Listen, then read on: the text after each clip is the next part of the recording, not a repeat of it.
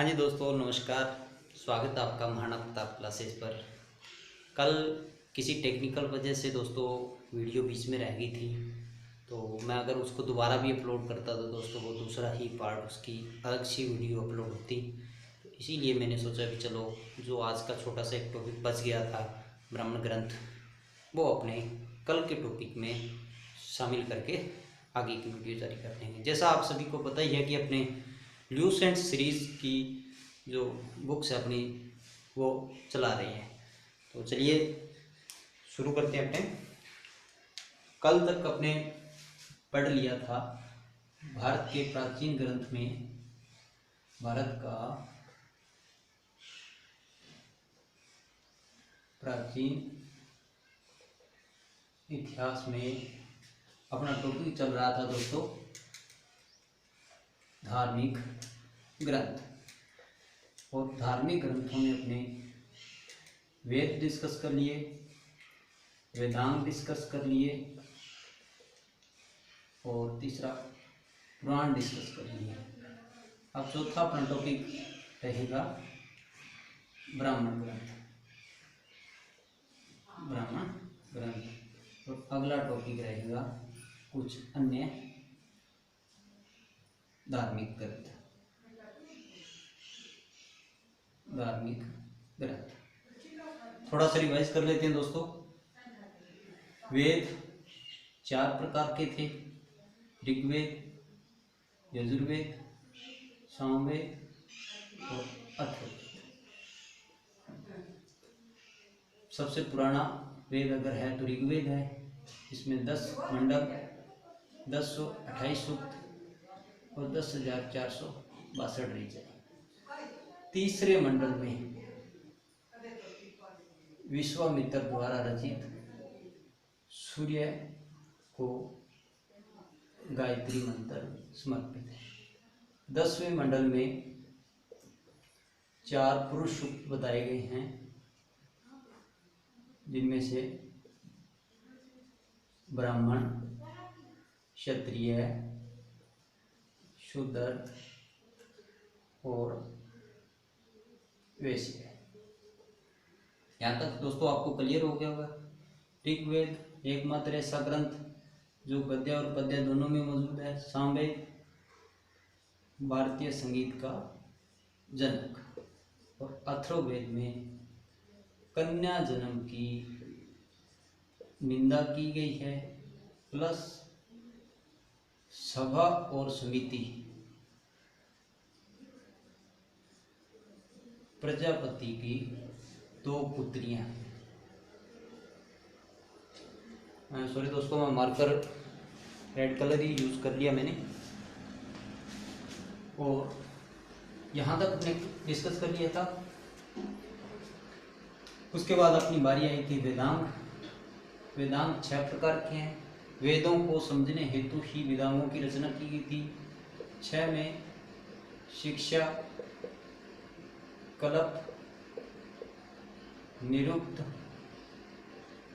और अपना था व्याकरण और छंद, ज्योतिष।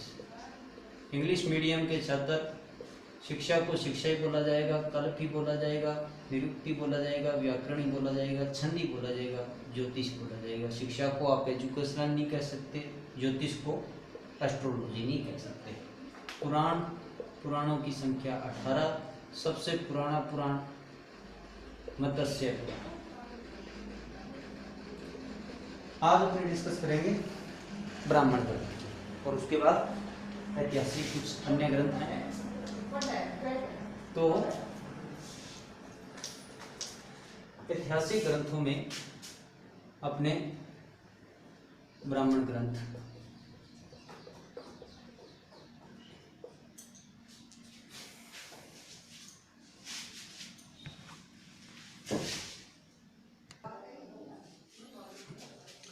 हाँ जी दोस्तों, थोड़ा सा बीच में गैप आ गया था, कोई आ गया था तो मैं इसलिए चला गया। तो ब्राह्मण ग्रंथों में अपने देखते हैं।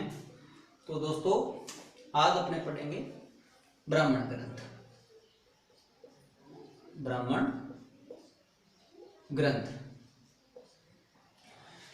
ब्राह्मण ग्रंथों में अपने देखें तो ये वेदों के ही भाग हैं, ये वेदों के ही भाग हैं। इनमें अपने को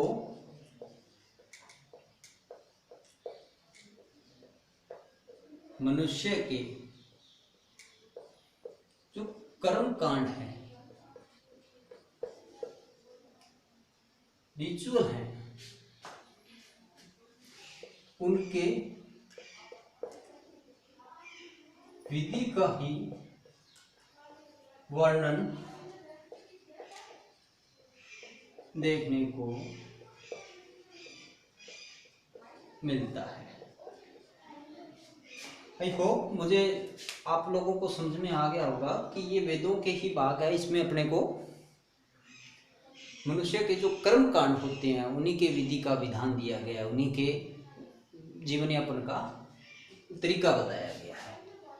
जब आपने को ये पता है कि ये वेदों के ही भाग हैं तो आप क्वेश्चन आएगा दिमाग में कि सर ऋग्वेद के भी तो कोई ब्राह्मण ग्रंथ होंगे, यजुर्वेद के भी कोई ब्राह्मण ग्रंथ होंगे, यजुर्वेद, और तीसरा अपना आ गया सामवेद के भी कोई ब्राह्मण ग्रंथ होंगे। तो जी हाँ दोस्तों, इन सभी के ब्राह्मण ग्रंथ अलग अलग हैं। यजुर्वेद के अपने ब्राह्मण ग्रंथों में देखें तो मेरे दोस्तों कई बार क्वेश्चन पूछा गया है कि ऐतरेय ब्राह्मण ग्रंथ, ऐतरेय ब्राह्मण ग्रंथ यजुर्वेद से संबंधित हैं, और दूसरा इसमें एक और नाम आता है कौशितकी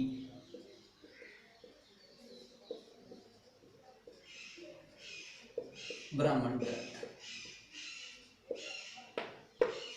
कौशितकी ब्राह्मण ग्रंथ, जिसको सांख्यायन ब्राह्मण ग्रंथ भी कहा जाता है। ये दोस्तों इनके सिर्फ नाम ही पूछा जाएगा आपसे और ज़्यादा कुछ नहीं पूछा जाएगा। सामवेद के अपने अलग से ब्राह्मण ग्रंथ हैं, इसको अपने दूसरा नाम दिया जाता है जेमिनीय ब्राह्मण ग्रंथ। एक बात और मैं बीच में बताना भूल गया कि यजुर्वेद को ब्राह्मण ग्रंथों के आधार पर, यजुर्वेद को ब्राह्मण ग्रंथों के आधार पर दो भागों में बांटा गया है, जिसका पहला भाग है शुक्ल यजुर्वेद और दूसरा है कृष्ण यजुर्वेद। इनको याद करने का तरीका जैसे अपने नॉर्मल घरों में कैलेंडर होता ही है दोस्तों, और ग्रिगोरियन कैलेंडर में अगर अपने भारतवर्ष के नाम से देखें तो आप तारीख पर जैसे 5 तारीख पर जाके देखोगे तो दोस्तों उस पर कुछ ना कुछ और शब्द भी बहुत दिए होते हैं कि आज कौन सा विक्रमी संवत चल रहा है और कौन सा पक्ष चल रहा है। तो जो पक्ष लिखा होता है ना, शुक्ल पक्ष और कृष्ण पक्ष, ये उन्हीं से ही रिलेटेड है। तो शुक्ल यजुर्वेद और कृष्ण यजुर्वेद ये दोनों इसके पार्ट्स हैं। और शुक्ल यजुर्वेद में ब्राह्मण ग्रंथ देखा जाए तो शतपथ ब्राह्मण ग्रंथ शुक्ल वेद का ही ब्राह्मण ग्रंथ है। और कृष्ण यजुर्वेद में देखें तो तैत्तिरीय ब्राह्मण ग्रंथ जो कि कृष्ण यजुर्वेद का ब्राह्मण ग्रंथ है। कई बार क्वेश्चन पूछ लिया जाता है कि यजुर्वेद के ब्राह्मण ग्रंथों के आधार पर कितने भागों में बांटा गया है, how many parts of Yajurveda. तो आंसर अपना आएगा दोस्तों 2। तीसरा अपने देखें तो अथर्ववेद का जो ब्राह्मण ग्रंथ है वो है गोपथ ब्राह्मण ग्रंथ। इनके सिर्फ दोस्तों नाम ही पूछे जाएंगे, इससे ज़्यादा आपसे कोई ज़्यादा जानकारी नहीं ली जाएगी। थोड़ा सा रिवाइज कर लेते हैं कि ब्राह्मण ग्रंथ कहा किसको जाता है। तो ब्राह्मण ग्रंथ मेरे दोस्तों वेदों के ही पार्ट्स को ब्राह्मण ग्रंथ कहा जाता है। दूसरा अपने देखें तो इसमें मनुष्य के कर्म कांड यानी कि रिचुअल का वर्णन देखने को मिलता है। ऋग्वेद के 2 ब्राह्मण ग्रंथ हैं, जिसको ऐतरेय ब्राह्मण ग्रंथ और कौशितकी या संखायन ब्राह्मण ग्रंथ बोला जाता है। यजुर्वेद को 2 भागों में बांटा गया है, शुक्ल यजुर्वेद और कृष्ण यजुर्वेद, और शुक्ल यजुर्वेद के ब्राह्मण ग्रंथ का नाम है शतपथ ब्राह्मण ग्रंथ। दूसरा कृष्ण यजुर्वेद में देखें तो तैत्तिरीय ब्राह्मण ग्रंथ। अथर्ववेद में गोपद ब्राह्मण ग्रंथ है। तो ये था अपना टॉपिक अथर्ववेद का, ब्राह्मण ग्रंथ का।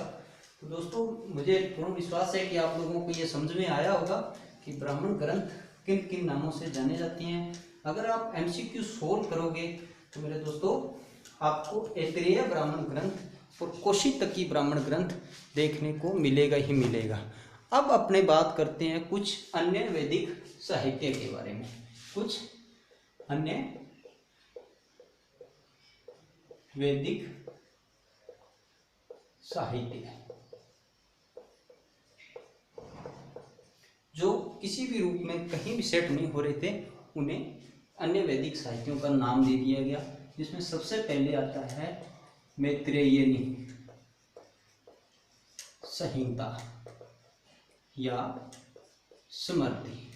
इन ग्रंथों को स्मृति भी कहा जाता है और संहिता भी कहा जाता है। इनके मैत्रेयनी में अगर अपने देखें तो मेरे दोस्तों बहुत ही इंपॉर्टेंट बात बताई गई है कि इसमें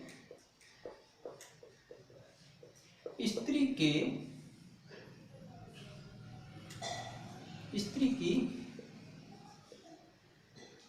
स्थिति बहुत ही दयनीय बताई गई है, बहुत ही दयनीय बताई गई है। जैसे अपने एग्जाम्पल के तौर पे बता दें कि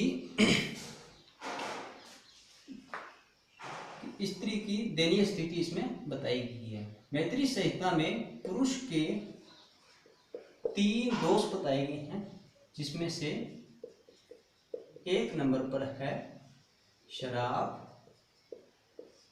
जुआ और स्त्री। शराब, जुआ और स्त्री। मेरे दोस्तों कंफ्यूज ना होइएगा, मैं आपको बता दूं कि अथर्ववेद में स्त्री जन्म या कन्या जन्म की निंदा की गई है। और दूसरा अपने देखें तो जो अपनी मैत्रेयनी संहिता है तो इसके अंतर्गत स्त्री की सर्वाधिक गिरी हुई स्थिति को दर्शाया गया है। ये दोनों चीज़ें आपको कंफ्यूज ना हो इसलिए मैंने आपको बताई है। अगला अपना है मनुस्मृति। मनुस्मृति काफ़ी चर्चा में रहती है और मनुस्मृति के लिए अपने देखें तो स्मृति ग्रंथों में यह सबसे पुरानी स्मृति है। स्मृति ग्रंथों में यह सबसे प्राचीन स्मृति ग्रंथ है, ओल्डेस्ट स्मृति बुक्स। यह दोस्तों शुंग काल से संबंधित है। यह शुंग काल से संबंधित है। अब मैं आपको पीछे की चीज़ रिवाइज कराता चलूँ। दोस्तों आप जब भी पढ़ रहे हो तो आपको ये चीज़, जब भी कोई चीज़ एग्जाम्पल है तो आपको पीछे की जो चीज़ें पढ़ी गई हैं वो चीज़ें आपको रिवाइज कर लेनी चाहिए, ताकि आपको दिमाग में बना रहे कि कौन सी चीज़ कहाँ पढ़ी गई थी। सपोज करिए आप 1857 की क्रांति पढ़ रहे हैं और विजय सिंह पथिक का नाम आ गया, तो मेरे दोस्तों जो भी आपने पढ़ा हो पीछे वो विजय सिंह पथिक के बारे में अपने मन में रिवाइज कर लीजिएगा, क्योंकि रिवाइज करने से आपको दिमाग में आएगा, उसको छोड़ना नहीं है, उसको साथ में ले जाना है। जैसे सबसे पहले अपने अब इसमें अपना आया सबसे पुरानी स्मृति, तो अपने याद कर लेते हैं कि वेदों के सबसे पुराना, वेदों में सबसे पुराना वेद कौन सा है? तो मेरे दोस्तों ऋग्वेद। दूसरा देखें अपने तो पुराणों में सबसे पुराना पुराण कौन सा है? तो मेरे दोस्तों मत्स्य पुराण। तीसरा सबसे पुरानी स्मृति कौन सी है? तो मेरे दोस्तों सबसे पुरानी स्मृति मनुस्मृति है। एक बात इसमें मैं दिखाना और भूल गया, मनुस्मृति में मेरे दोस्तों पुराने समय में समाज को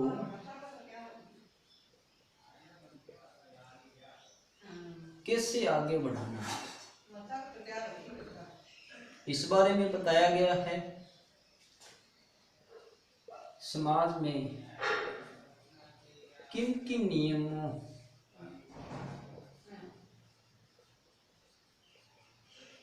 का पालन करना है, ये चीजें सारी मनुस्मृति के अंतर्गत लिखी गई थी। लास्ट और अन्य देखें अन्य वैदिक साहित्य में तो अपने आता है नारद स्मृति।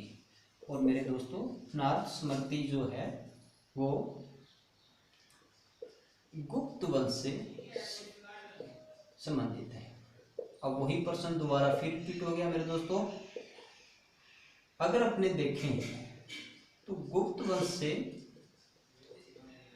कौन सा पुराण संबंधित था? तो मैंने तरीका बताया था वायु पुराण, यानी कि हवा वायु जो अपने को दिखाई नहीं देती, तो वायु पुराण गुप्त वंश से संबंधित था। और नारद स्मृति है जो गुप्त वंश से संबंधित है। आई होप मेरे दोस्तों आप सभी को ये चीज़ें लगातार याद आ रही होगी, तो ये चीज़ें आपको याद करनी दोबारा नहीं पड़ेगी। जैसे जैसे आप मेरे साथ साथ रिवीजन करते जाओगे वैसे वैसे आप सभी को ये चीज़ें क्लियर होती चली जाएगी।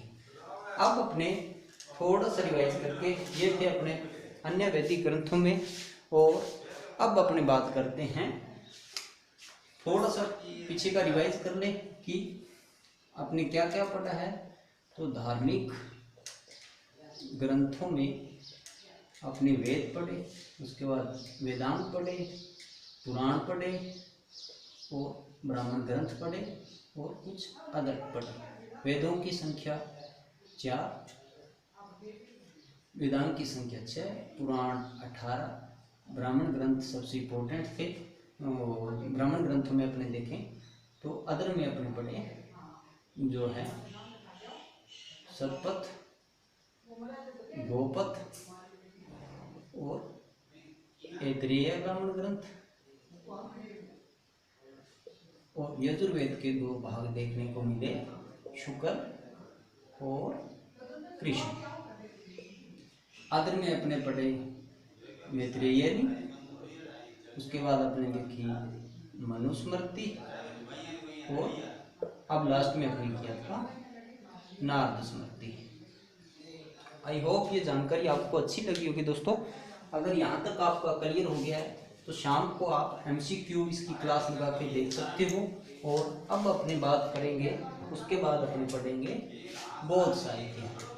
तो भारतीय प्राचीन इतिहास में अब अपने डिस्कस करेंगे धार्मिक ग्रंथों में बौद्ध साहित्य। मार्कर थोड़ा सा दोस्तों सही नहीं चल रहा, इसलिए मैं कई बार बीच में रेड कलर का मार्कर भी यूज कर रहा। बौद्ध साहित्य में अपने देखें तो जातक कथाओं में प्रिय दोस्तों बौद्ध साहित्य में महात्मा बुद्ध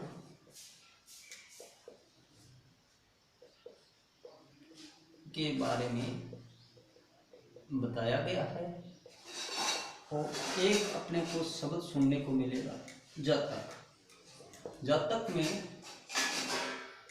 महात्मा बुद्ध के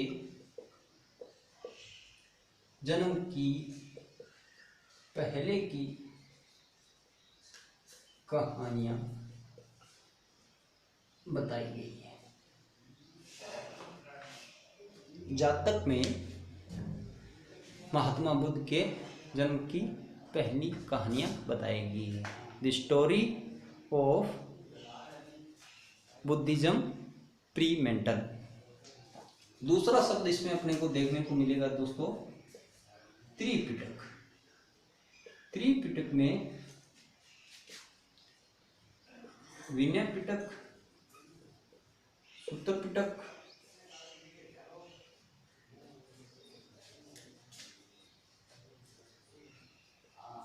विनय पिटक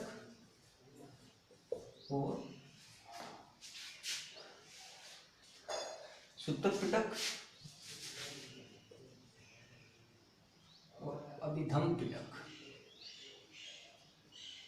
तीन किताबों या बुक्स कह सकते हो के जोड़ को त्रिपिटक कहा जाता है। आपको कई बार क्वेश्चन पूछ सकता है कि त्रिपिटक में कौन कौन सी पुस्तकें या धार्मिक ग्रंथ शामिल हैं। दूसरा अपने देखें तो इसका मेन इंपॉर्टेंट है हीनयान का एक प्रमुख ग्रंथ है कथा वस्तु। कथा वस्तु में दोस्तों महात्मा बुद्ध के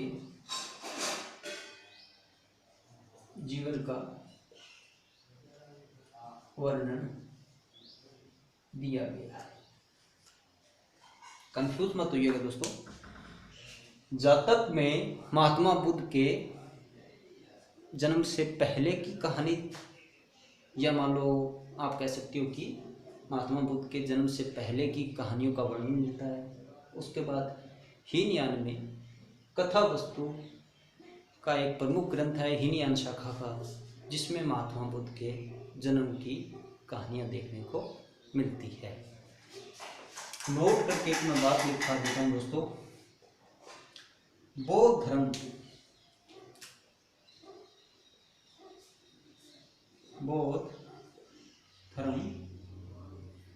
बाद में जाकर दो भागों में बंट गया था, हीनयान और महायान। बौद्ध धर्म दो भागों में बंट गया था, हीनयान और महायान। मुझे पूर्ण विश्वास है कि आप लोगों को ये चीज़ याद होगी। तो बौद्ध धर्म तीन भागों में दो भागों में बंट गया था। अपने अब तक क्या क्या चीज़ पढ़ी थोड़ा सा रिवाइज कर लेते हैं दोस्तों, ताकि आपको भी याद हो जाए और पता चल जाए कि अपने को कितना क्या याद है। बौद्ध धर्म में अपने सबसे पहले पढ़ी महात्मा बुद्ध के बारे में पढ़ा जाता है, एक नंबर। दूसरा नंबर दोस्तों जातक क्या है। जातक में महात्मा बुद्ध के जन्म की पहले की कहानियों का वर्णन देखने को मिलता है।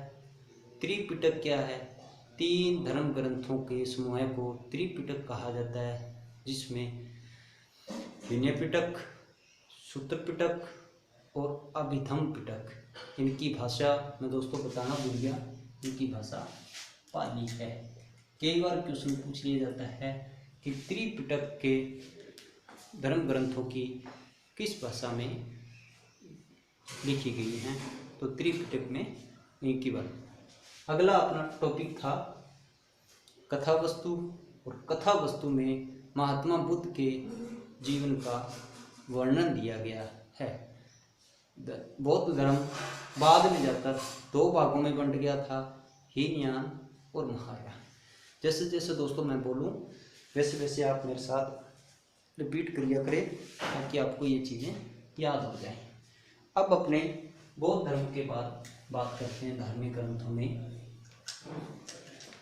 जैन धर्म की। जैन साहित्य की, जैन धर्म की बातें नहीं कर रहे दोस्तों, वो बाद में टॉपिक अपना आएगा। तो जैन साहित्य का कहानी कुछ इस तरह से है दोस्तों, समझिएगा। तो जैन साहित्य को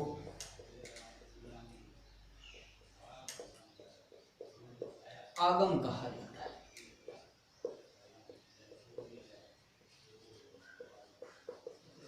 जैन साहित्य को आगम कहा जाता है। इसके 12 भाग हैं, जिनको 12 अंग कहा जाता है दोस्तों। कई बार क्वेश्चन पूछ लिया जाता है कि 12 अंग अपने को किस साहित्य से देखने को मिलते हैं। इसका एक प्रमुख ग्रंथ है, साहित्य है, इसका प्रमुख ग्रंथ या साहित्य कह सकते हैं, वो है मेरे दोस्तों, इनका जो प्रमुख साहित्य या जो ग्रंथ है वो है भगवती सूत्र। भगवती सूत्र, और भगवती सूत्र में मेरे दोस्तों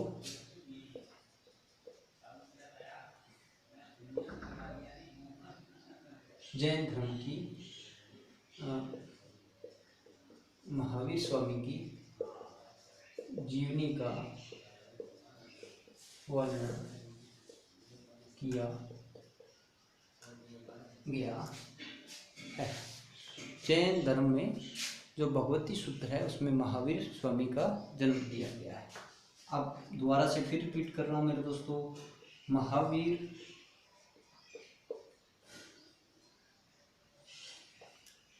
बौद्ध धर्म के महात्मा बुद्ध का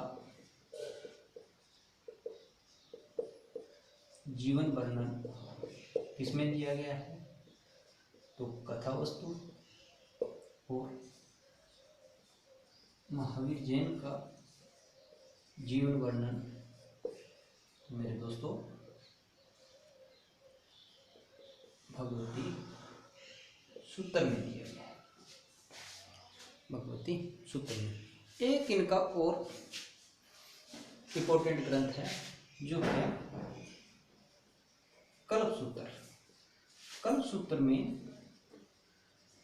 जैन धर्म के पहले का इतिहास दिया गया है।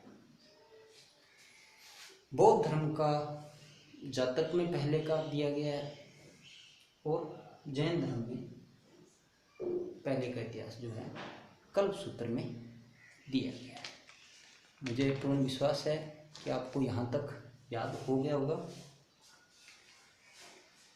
ये था अपना जैन साहित्य। अब तक अपने वैदिक ग्रंथों को छोड़कर 2 साहित्य और पढ़े हैं, जिसमें पढ़ा अपने बुद्धिज्म और जैन। बुद्धिज्म में अपने जातक को पढ़ा और त्रिपिटक को पढ़ा, और तीसरा मेरे दोस्तों अपने पढ़ा कथा वस्तु के बारे में। जैन धर्म में अपने देखें तो अपने आगम पढ़ा, भगवती सूत्र पढ़ा, और अंत में अपने पढ़ा कौन सा सूत्र था मेरे दोस्तों,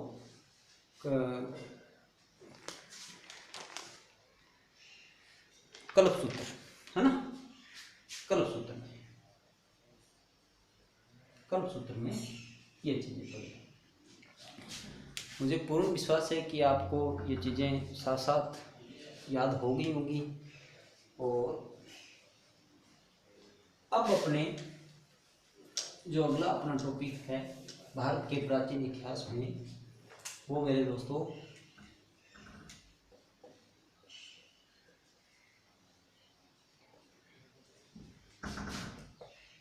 ऐतिहासिक ग्रंथ।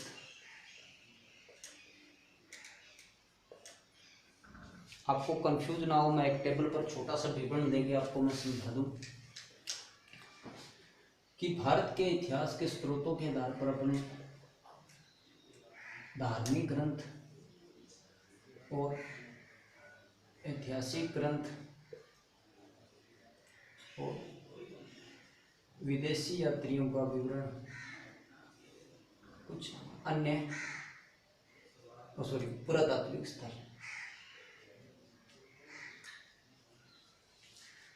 धार्मिक ग्रंथों में अपने को वेद देखने को मिले, वेदांत पढ़े अपने, पुराण पढ़े अपने।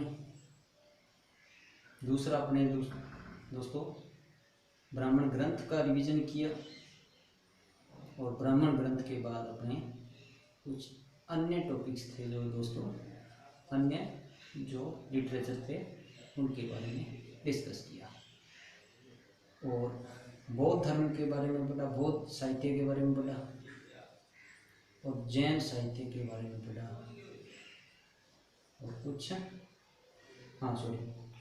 ये अपने को अब अपनी बारी आ जाती है ऐतिहासिक ग्रंथों। ऐतिहासिक ग्रंथों में अपने पढ़ेंगे अर्थशास्त्र, कौटिल्य द्वारा रचित, राजतरंगिणी कलहण द्वारा रचित, अष्टाध्यायी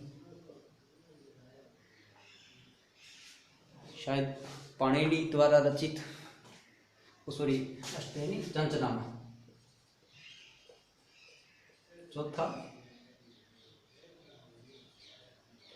अष्टाध्यायी, और कुछ अन्य पुस्तकें जो भी दोस्तों आएगी वो अपने पढ़ेंगे। तो चलिए अब अपने आपको याद हो गया भी अपने धार्मिक ग्रंथों में पूर्ण हो चुके हैं। अब अपनी बारी आती है भारत के इतिहास में ऐतिहासिक ग्रंथों की। ऐतिहासिक ग्रंथों में अगर अपने दोस्तों देखें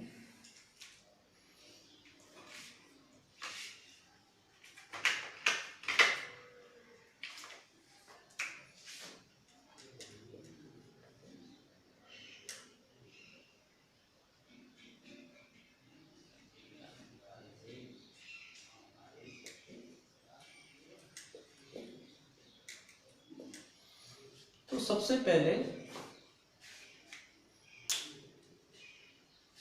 इसकी परिभाषा समझाऊंगा आपको कि ऐतिहासिक ग्रंथ कहा किसको जाता है। तो मेरे दोस्तों ये ऐसे ग्रंथ हैं जिनमें अपने समाज की, राजनीतिक, अर्थव्यवस्था, इन सब बातों का आपको विवरण देखने को मिलता है। इनमें हमें धार्मिक कथाएं हैं जो नहीं देखने को मिलती। इनमें सिर्फ आपको हिस्टोरिकल स्क्रिप्ट्स ही देख